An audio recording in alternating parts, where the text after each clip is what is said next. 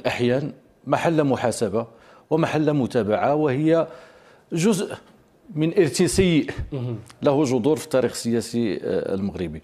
فجلالة الملك في العديد من المناسبات وفي العديد من الخطب طرح تساؤلات كبرى، بل وقام بالتشخيص للوضعية الاقتصادية والسياسية، وكما قلت طرح تساؤلات كبرى من قبيل أين الثروة؟ أين هو وقع البرامج والمشاريع الكبرى المهيكلة؟ أين هو وقعها الإيجابي على الفئات، خصوصا الفئات الهشة؟ أين هو وقع المبادرة الوطنية للتنمية البشرية كذلك على نفس الفئات؟ اليوم أعتقد أن مضامين بلاغ الديوان الملكي فيه بعض الأجوبة، ربما ليس كل، ولكن فيه بعض الأجوبة على هذه التساؤلات الكبرى. المفاجأة التي تضمنها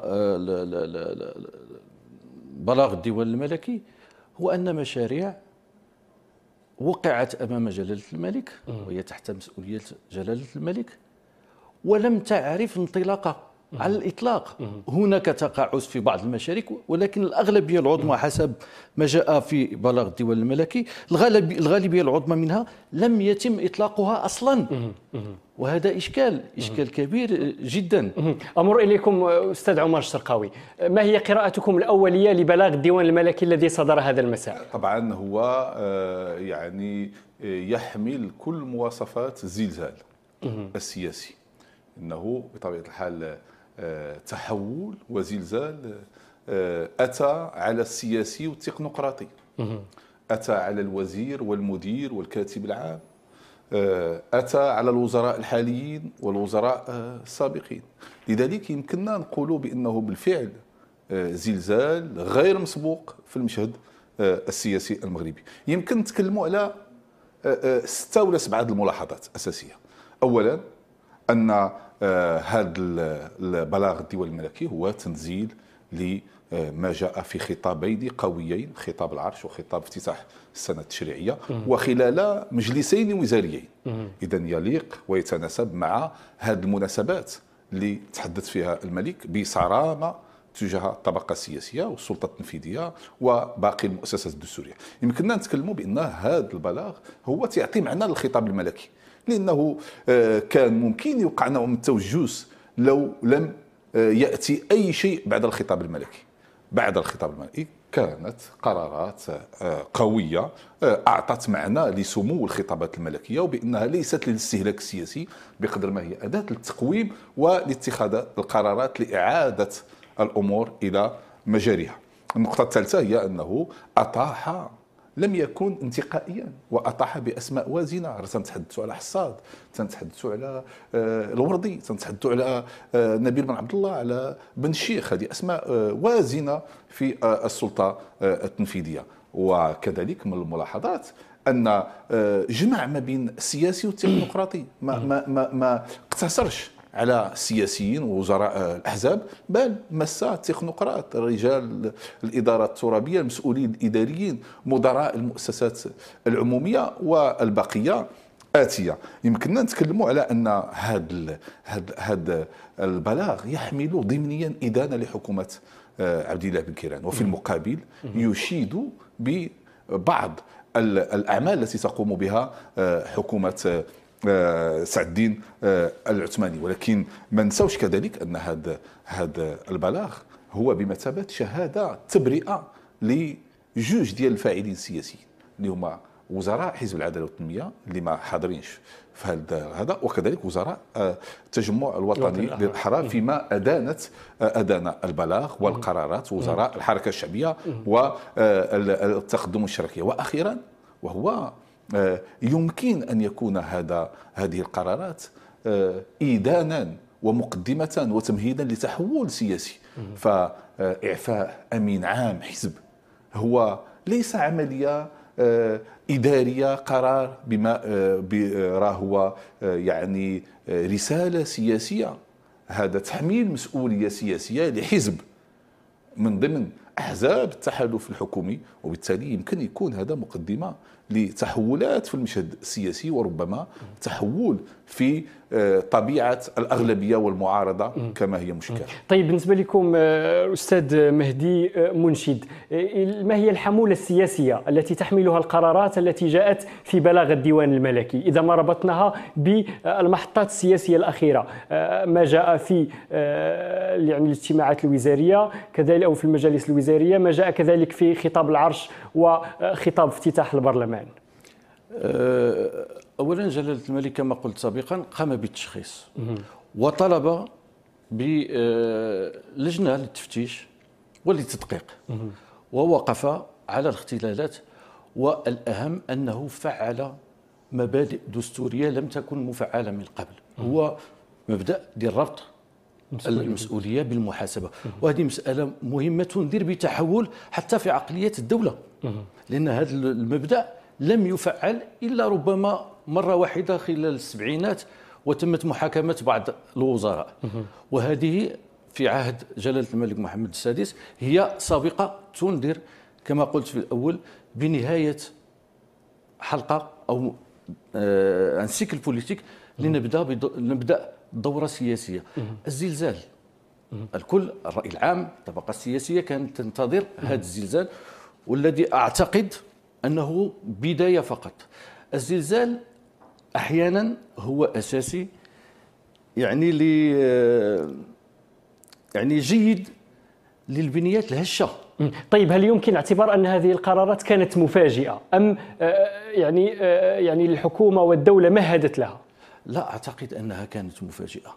كان هناك غليان لا يجب أن ننسى لمدة أكثر من 9 أشهر في منطقة الحسيمة، كان هناك حراك، وكانت لهذا الحراك تبعات على المستوى الوطني، هناك معتقلون، هناك جرحى، هناك وضعية شبه مأزومة، وضعية سياسية شبه مأزومة، وكان لزاما على المسؤولين المغاربة وعلى رأسهم جلالة الملك تحمل المسؤولية واتخاذ قرارات لإعادة الأشياء لوضعها الطبيعي. اليوم أعتقد أن القرارات التي اتخذت بإعفاء بعض الوزراء الذين تحملوا المسؤولية في الحكومة السابقة، وكذلك وهذا شيء مهم وكذلك سابقة، أن بعض الوزراء الذين تحملوا مسؤولية في الحكومة السابقة وهم الآن بين مزدوجة في حالة عطلة حكومية كذلك طالتهم هذه المحاسبة، وأنهم لن يتحملوا أي مسؤولية رسمية في المستقبل. طيب هذا ما سأراه مع السي عمر الشرقاوي، كيف ترون يعني قيمة هذه القرارات، قرار يعني الإعفاء وكذلك عدم تحميل أسماء تقلدت يعني مناصب وزارية في الحكومة السابقة أي مسؤولية مستقبلا؟ لا، أولا كان دائما كان هذا واحد الهفوة أو واحد الفراغ، كيف يمكن محاسبة من لم يعد يتحمل مسؤولية.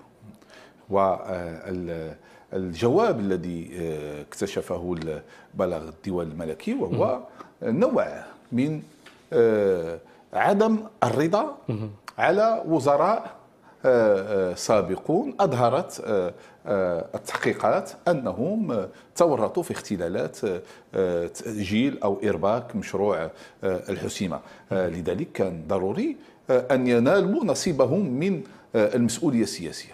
طبعا هم لا يتحملون الآن مسؤولية سياسية باستثناء وزيرين سابقين هما الحسن السكوري والحسن حداد، اللي هما عضوين برلمانيين بمجلس النواب، ولكن الوزراء السابقون كان القرار الملكي باعتبار رئيس الدولة أنهم ممنوعون من تحمل أي مسؤولية سياسية قد يعني مستقبلية. وأظن بأن هذه هي الصيغة الوحيدة التي يمكن من خلالها تحميل المسؤولية أو أجراءات تحميل المسؤولية بالنسبة لمسؤولين لم يعودوا يمارسون مهام تنفيذية. طبعا الأمر لم يقتصر على المسؤولين السياسيين السابقين، بل امتد إلى المسؤولين الإداريين. راه 14 المسؤول إداري ما بين مدير مركزي، كاتب عام، مفتش عام، مسؤولين جهويين في مختلف معنيين بهذه القرارات التي سيكون لها يعني إجراءات تأديبية على المستوى الإداري، وكذلك القرارات المنتظرة في إطار الإدارة الترابية، في إطار وزارة الداخلية، حيث طالب جلالة الملك من وزير الداخلية إجراء تحقيق و يعني تسمية المسؤولين عن إخفاق المشروع. وأظن بأنه ستكون أسماء وازنة في رجال السلطة، عمال وولاة أو والي من تحملهم المسؤولية في هذه الأوضاع. وأظن بأنه كانت المسؤولية موزعة بشكل عادل سياسيا وإداريا. وأظن بأن هذا الباكيج استجاب لانتظارات الرأي العام التي كانت تطالب بضرورة تنزيل بعض الإجراءات التأديبية تجاه من تورط في مشروع الحسيمة الذي كان له تداعيات على المستوى السياسي والاجتماعي والحقوقي. طيب، أعود إليكم أستاذ مهدي منشد، كيف ترون يعني المسار الذي عرفه التحقيق في هذا الملف، بداية من إعطاء الملك تعليماته إلى يعني المسؤولين أو لجنة مكونة من وزارتي الداخلية والاقتصاد والمالية من أجل التحقيق يعني في هذا الملف، إلى غاية الآن يعني وصول هذه التحقيقات إلى مداها وظهور النتائج يعني وبالتالي إعفاء الوزراء. أعتقد أنه من خلال النتائج التي ظهرت أن المسطرة كانت مسطرة سليمة. المسؤولون الذين قاموا بعملية ديال التتبع والتفتيش إلى آخره اشتغلوا بجدية وطوقوا عملهم، بحيث أنه لم تكن هناك أي تسريبات للرأي العام أو للصحافة. يعني اشتغلوا بنوع من المهنية حتى أتموا تقريرهم ووضعوه بين يدي جلالة الملك.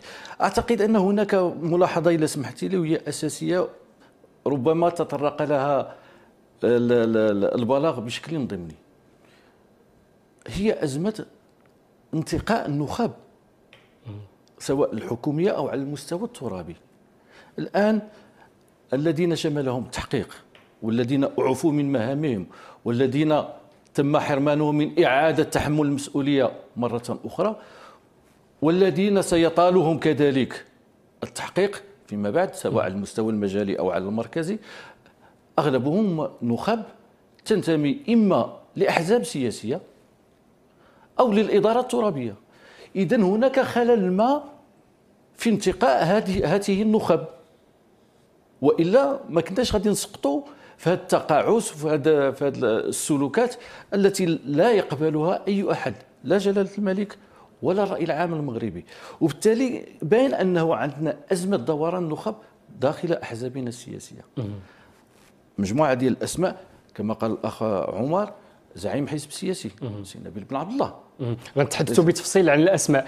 سي عمر الشرقاوي، كيفاش كتشوفوا الدور اللي لعبوا المجلس الاعلى للحسابات يعني في هذا الملف، خصوصا انه كشف تقصير في القيام بالمسؤوليات لدى عدد يعني من المسؤولين؟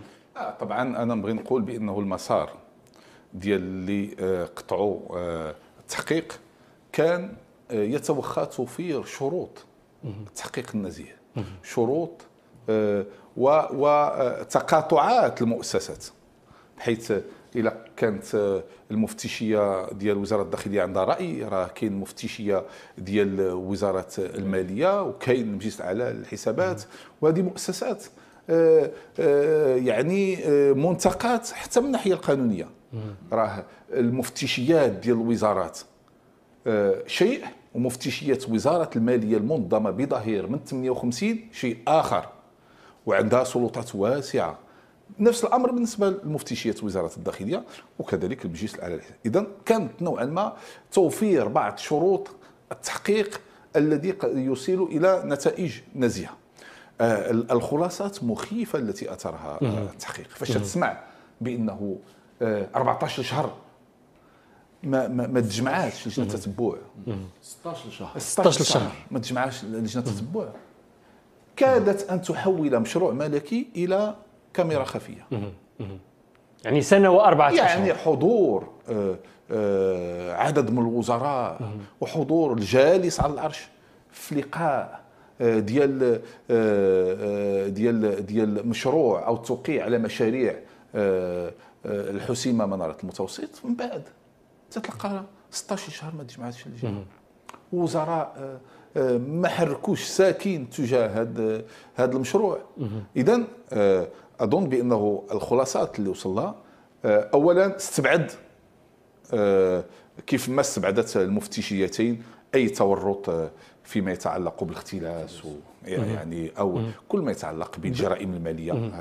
ما معنيينش الوزراء بهذا الشيء والمسؤولين كذلك، لكنه اثبت المسؤوليه التقصيريه فيما يتعلق بتنزيل مشاريع كان بامكانها ان تجنبنا اوجاع راس وان تجنبنا احتجاجات بالحسيمه اللي كانت تدافع على بعض المطالب اللي هي الان تمت يعني ادانه الوزراء المسؤولين عنها.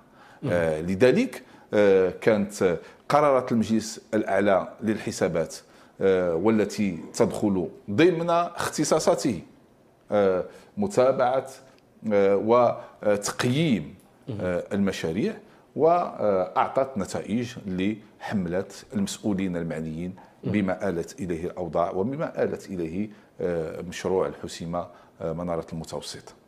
استاذ مهدي منشد، سمحتي لي تفضل. تفاعلا مع سي عمر، هذو مشاريع كما قلت وقعوا امام جلاله الملك ولم تفعل اغلبيتهم، فبالاحرى وهنا التساؤل المطروح، يعني المشاريع التي لم توقع امامها، التي لم توقع امام جلاله الملك او التي تشرف عليها الحكومه بشكل مباشر او بعض المؤسسات العموميه، بناء مستشفيات، سدود، مشكل مطروح عندنا اليوم ديال ماء الشرب واللي خلق مشكل في العديد من المناطق في صفرو في جنوب المغرب الى اخره. انا اتمنى ان لجنه التحقيق ان يستمد عملها وان تحقق حتى في المشاريع الاخرى.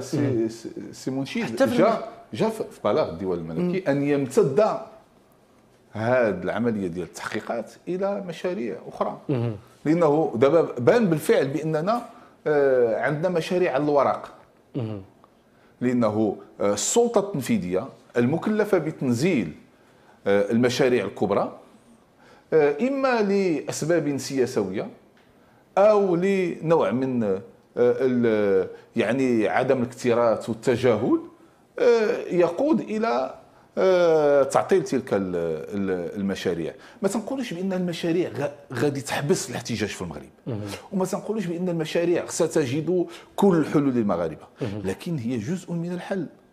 اليوم ولا تتحول الى مشكل بدل ان تكون جزءا من حل معضله اجتماعيه.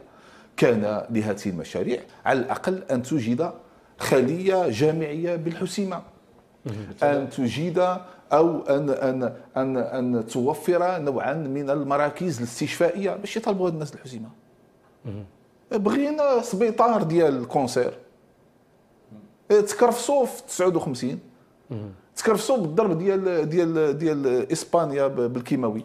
لذلك كاين مطلب ماشي خارج على لكن المشروع كان بامكانه الاجابه على هذه المطالب دون ان نصل الى حرب الشارع والى الاحتجاج والى الاحتقان والى الاعتقال والى المحاكمات والى حوايج اللي احنا في غنى عنها. اليوم الحسيمه بسبب الاوضاع في الحسيمه يؤدي المغرب فاتوره كبيره وزمن سياسي كبير تجاه ما يقع، ولذلك كنا في غنى من هذا الشيء، لانه المشاريع ماشي غير ما درتيش ما نزلتيش مشروع، شنو هي الاثار المترتب على عدم تنزيل المشروع؟ هي مشاكل. المواطن المغربي اليوم في غياب المؤسسات الوسيطه، فاش ما تلقاش حاجه من الحاجيات الدنيا، الماء ولا التطبيب ولا السكنه ولا تيخرج يحتج ما عندوش خيار آخر، ما عندوش، لأن مؤسسات الوساطة تبرأت و يعني حصلت على التقاعد المبكر في القيام بأدوارها لامتصاص تلك الاحتجاجات، وقبل الاحتجاجات الاستجابة لعدد من المطالب اللي غيطالبوا بها الناس، اللي ما يمكنش الناس يسكتوا لأن تيموتوا بالعطش، خصهم يسكتوا. طيب هنا كيتطرح سؤال يعني مركزي، هذه المطالب هل يعني ضرورة أن يتدخل الملك من أجل تحقيقها؟ حقيقة الأمر في الأوضاع العادية والطبيعية لا. لنا حكومة مشكلة من الأحزاب، وكان من المفروض أن لهذه الأحزاب برامج تنموية إلى آخره، وكان من المفروض أن تنزل هذه الحكومة برامجها القطاعية، منها ما يتعلق بمطالب الشارع أو الحراك بالحسيمة. كان من اللازم مثلا بناء مستشفى، وهذا مطلب. كان من اللازم إيجاد حلول لندرة المياه بمنطقة صفرو وبمنطقة زاكورا إلى آخره. هذا دور أساسا دور ديال السلطة التنفيذية في البلاد. الدستور الجديد ديال 2011 أعطى صلاحيات واسعة لمؤسسة رئاسة الحكومة وللحكومة، وكان على الحكومة السابقة والحكومة الحالية أن تنزل هذه المشاريع. يعني ماشي بالضرورة ينزل رئيس الدولة بثقله للتوقيع على مشاريع والتتبع إلى آخره، كان ممكن أن يقوم بأشياء أخرى، ولكن الآن فرض على جلالة الملك نظرا لتقاعس الأحزاب وتقاعس الحكومة أن يتتبع تنفيذ المشاريع في المغرب كله. وهذه مسألة فيها اختلال داخل الحقل السياسي كذلك، وفيها التدخل ديال السلطات. يعني الأشياء ما طيب نواصل النقاش فيما يتعلق بالصلاحيات الممنوحة للملك في دستور 2011، لكن بعد هذا الفاصل.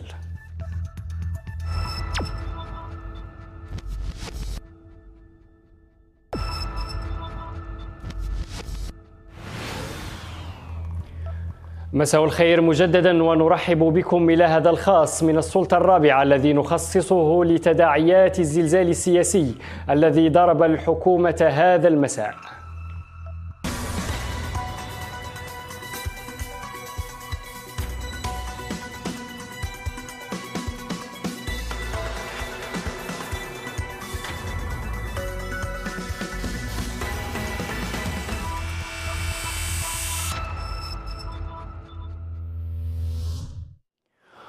ويرافقني في مناقشة موضوع هذه الحلقة الأستاذ المهدي منشد، المحلل السياسي وأستاذ العلوم السياسية. أهلا وسهلا بك. مرحبا.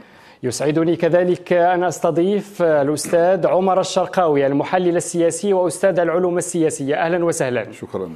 وأبدأ معك مباشرة أستاذ الشرقاوي، ما هي الصلاحيات الدستورية التي بنى عليها الملك محمد السادس قراراته التي جاءت في بلاغ الديوان الملكي هذا المساء؟ طبعا الزلزال السياسي كان يحتاج إلى مقتضيات دستورية، أولها مقتضى ربط المسؤولية بالمحاسبة، لكن هذا الزلزال لكي يتم تنزيله على أرض الواقع تطلب استدعاء الفصل 47 من الدستور الذي يخول لرئيس الدولة للملك إمكانية إعفاء وزير أو أكثر بمبادرة منه. وهذه الصلاحية هي مكفولة دستوريا للملك أن يقدر سياسيا ووفق معطيات كمية وملموسة أن هذا الوزير أو ذاك أو عدد من الوزراء لم يعود بإمكانهم القيام بمهامهم الموكولة إليهم دستوريا. يعني السي مهدي منشد، كما ذكر أستاذ الشرقاوي أن هذا الإعفاء يعني شمل أسماء يمكن القول أنها وازنة، يعني وأسماء سياسية ثقيلة، من بينها نبيل بن عبد الله الأمين العام لحزب التقدم والاشتراكية، بالإضافة إلى محمد حصاد، إلى الحسين الوردي، إلى أسماء أخرى. ما قراءتكم يعني وما دلالات هذا النوع من الإعفاء؟ بطبيعة الحال هذا الإعفاء مس شخصيات وازنة في الحقل السياسي المغربي. لما نتحدث عن نبيل بن عبد الله فهو أمين عام لحزب تاريخي في المغرب. لما نتحدث عن حصاد وكان وزيرا للداخلية، وما أدراك ما وزارة الداخلية في النسق السياسي المغربي. وزارة الداخلية لها موقع خاص تاريخيا. نتحدث عن الدكتور الوردي إلى آخره. لذلك أعتقد بغض النظر عن الأسماء أو عن المسؤوليات الحزبية أو المكانة الاعتبارية لبعض الشخصيات، فإن المبدأ الدستوري ديال ربط المسؤولية بالمحاسبة طبق بحذافيره، وهذا ما يثلج الصدور. لماذا قلت بأننا دخلنا ربما في دورة سياسية أخرى ستكون لها تبعاتها؟ المحاسبة يجب أن تكون، ويجب تشريف من قام بمهامه وبمسؤوليته في أحسن الظروف. وبالتالي كيفما كانت الشخصيات التي تتحمل المسؤولية في المستقبل ستضرب ألف حساب قبل أن تقبل هذه المسؤولية. بالنسبة لكم سي عمر الشرقاوي، ما دلالات إعفاء هذه الأسماء؟ وطبعا عملية الإعفاء تحمل رسائل دستورية، بكون كل من يتحمل المسؤولية رهن أو تحت مجهر المحاسبة، وربما تحت مجهر الجزاء أو تحت طائلة الجزاء. وكاين هناك رسائل سياسية. اليوم راه تنتحدثوا على إعفاء أمين عام حزب، وهذا الإعفاء ربما تكون له دلالة سياسية أوسع مما نتصور. قد يقود إلى خروج حزب التقدم والاشتراكية من الحكومة، وقد يمهد لدخول حزب مثل حزب الاستقلال إلى الحكومة. إعفاء نبيل بن عبد الله له ميزة خاصة. هذا أمين عام، كان أحد أعمدة تحالف الأغلبي في عهد حكومة بن كيران، واليوم يشكل أحد الأعمدة حزب حصل على نصيب وافر من الحقائب الوزارية، من التأديبات. اليوم 3 ديال الوزراء أشار إليهم البلاغ، يعني باستثناء شرفات أفيلات. لا عندنا نبيل بن عبد الله، وعندنا الوردي، وعندنا الصبيحي تماما. بل أن الصبيحي البلاغ تحدث عن عدم إمكانية حصوله مستقبلا عن أي منصب أو تقلده لأي منصب رسمي. وهذا تبين بأنه الصرامة اللي كانت بها القرارات واللي مست حزب سياسي اللي هو حزب التقدم والاشتراكية، واللي ما غيكونش عندها أظن تداعيات فقط تغيير وزير بوزير. أظن بأنه حينما أعطى جلالة الملك في البلاغ الديوان الملكي للعثماني حق ممارسة حقه في الاقتراح، قد يكون لهذا الاقتراح معنى ضيق، وقد يمتد إلى أن يعيد رسم الخريطة من جديد. العثماني اليوم أمامه جوج ديال الخيارات. طيب، قبل الحديث عن هذين الخيارين، سي مهدي منشد، قرار الإعفاء كذلك لم يشمل فقط يعني أسماء وزارية وحقائب وزارية، شمل كذلك مؤسسة اللي هي المكتب الوطني للكهرباء والماء الصالح للشرب، التي يوجد على رأسها السيد علي الفاسي الفهري الذي أعفي كذلك يعني من مهمته. ما دلالات هذا الإعفاء؟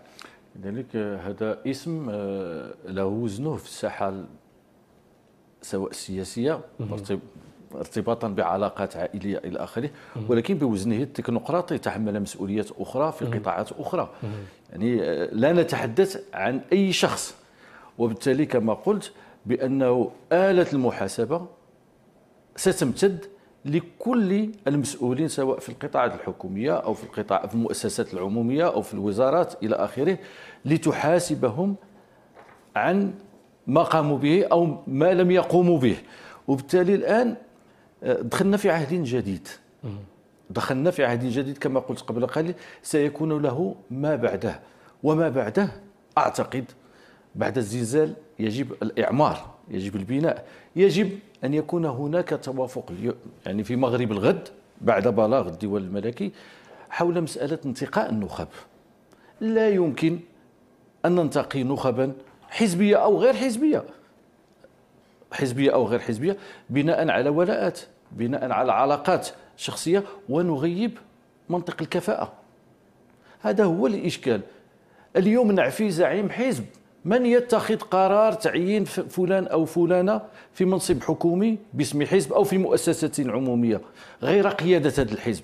الآن نلاحظ أن قادة بعض الأحزاب التي تضمنت أسماءهم أو كانت أسماءهم ذكرت في البلاغ هم الذين يتخذون قرار تعيين فلان أو اقتراح فلان أو فلانة لمنصب معين. وبالتالي آليات انتقاء النخب ودوران النخب يجب إعادة النظر فيه داخل أحزابنا السياسية. هذا إشكال حقيقي اليوم داخل الأحزاب السياسية. الزلزال يجب أن يمس كذلك الأحزاب السياسية بتوطيد الديمقراطية الداخلية، باستقلالية القرار ديالها، ببناء مشاريع حقيقية سواء كانت في المعارضة أو في الحكومة. يجب أن تكون لديها حكومة ظل تشتغل على ملفات، يعني بهذه الطريقة يمكن هيئوا نخب ديال الغد. اليوم الكل يعلم الطريقة ديال الانتقاء هي فيها الولاءات، إما للأشخاص إما لعائلات، ويعني العلاقات الزبونية يجب أن، وحتى في الإدارة العمومية ليس فقط في الطبقة السياسية، حتى في الإدارة العمومية المسطرة المتبعة اليوم يعني كتخلي الأبواب مشرعة أمام العلاقات الزبونية لتعيين الناس اللي قراب لبعض الوزراء، وبالتالي خص إعادة التفكير. يعني وهذه التنبيهات يعني جاءت بتفصيل في خطاب الملك بمناسبة توليه العرش. سي عمر الشرقاوي، هنالك من يرى أن قرار الإعفاء الذي شمل عدد يعني من الوزراء هو أقل يعني من القرار الملكي الذي عبر عن عدم رضاه عن عدد من المسؤولين الوزاريين في الحكومة السابقة، وقرر عدم تحميلهم أي مسؤولية مستقبلا. طبعا أنا قلت بأنه الصيغة الوحيدة اللي أجرأت المحاسبة تجاه مسؤولين لم تعد لهم مسؤولية رسمية هو منعهم من إمكانية ولوج المناصب الرسمية العليا. كانت هذه هي الصيغة الصارمة والمنطقية، لأنه لا يمكن أن نتدرع بعدم وجودك في منصب رسمي للهروب من المسؤولية. كان باش يمكن يكون هذه المحاسبة عندها معنى وتحمل العدالة، وهو أنه ماشي فقط الذي يمارس هو الذي ينبغي أن يؤدي الثمن، حتى الذي لا يمارس أو الذي كان سببا في بعض الاختلالات أن يتحمل جزء من المسؤولية تتناسب مع وضعه الاعتباري الآن ومستقبله السياسي. بلاغ الديوان الملكي يعني إحالة المسؤولين الذين لا يتحملون أي مسؤولية اليوم على التقاعد المبكر سياسيا ورسميا، وهذا غيكون عنده طبعا تداعيات حتى على مستوى موقعهم داخل تنظيماتهم السياسية. وهنا نتحدث يعني عن رشيد بن المختار الذي كان وزيرا للتربية الوطنية والتكوين المهني سابقا، نتحدث كذلك عن الحسن حداد بصفته وزير السياحة سابقا، كذلك القرار شامل الحسن السكوري بصفته وزير الشباب والرياضة عن حزب الحركة الشعبية، نتحدث عن محمد أمين صبيحي وزير الثقافة السابق، وكذلك حكيم الحيطي كاتبة الدولة لدى وزير الطاقة والمعادن والماء والبيئة المكلفة بالبيئة سابقا. تداعيات هذا القرار جاء بعدها تكليف الملك محمد السادس رئيس الحكومة سعد الدين العثماني برفع اقتراحات لتعيين مسؤولين جدد في المناصب الشاغرة. هذا يعني هل هذا يعني أن هنالك تعديل حكومي وشيك أو قريب؟ أولا هذا الشطر من البلاغ يعني أولا الملك يحترم المقتضيات الدستورية. الملك له سلطة التعيين، ولرئيس الحكومة وفق الفصل 47 سلطة الاقتراح. فالملك مارس صلاحيات الإعفاء الممنوحة له دستوريا، وطلب من رئيس حكومته أن يقوم بممارسة كامل صلاحيته في الاقتراح. أثناء ممارسة الاقتراح السيد العثماني أمامه خيارات: إما أن يمارس هذا الاقتراح بشكل جوهري وواسع وأن يعيد بناء التحالفات السياسية، وإما أن يمارسه بشكل ضيق وهو تعويض وزير بوزير والحفاظ على الخريطة السياسية القائمة.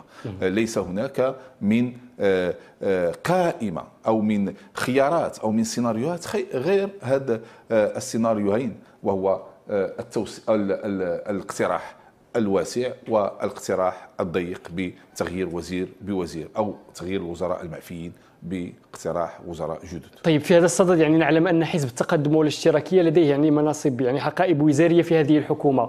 السي عمر الشرقاوي يرى أنه يمكن يعني تغيير وزير بوزير. هل ترون يعني أن حزب التقدم والاشتراكية مثلا يتوفر على بروفايلات سياسية يعني يمكن تعويضها في هذه الحقائب الوزارية التي تم إعفاء وزرائها؟ أعتقد أنه في رأيي الشخصي أن السيد رئيس الحكومة سيفتح من جديد مشاورات مع زعماء الأحزاب السياسية، سواء الأحزاب التي في المعارضة أو الأحزاب الحالية، ومن خلال الحوار مع الأمين العام للحزب السيد نبيل بن عبد الله غادي يبان واش التقدم الاشتراكية لا زال مستعدا للاستمرار في الحكومة أم لا. فإن عبر عن الاستمرار آنذاك يمكن يبدأ النقاش حول البروفايلات التي ستشارك في الحكومة، وإن عبر عن عكس ذلك ربما سيلتجئ السيد رئيس الحكومة إلى أحزاب أخرى غير مشاركة في الحكومة الحالية، وربما لحزب الاستقلال، خصوصا بعد تغيير قيادته وانعقاد مؤتمره الأخير. في جميع الحالات كما قال الأستاذ عمر يعني ما كاينش ثلاثة الخيارات، كاين جوج: يا إما تغيير وزير بوزير، ولا أعتقد شخصيا هذا تقدير شخصي، وإما توسيع التحالف الحكومي بدخول أحزاب أخرى خصوصا حزب الاستقلال، وأظن أن هذا هو الاتجاه الغالب. لأنه أنا نفس الفكرة.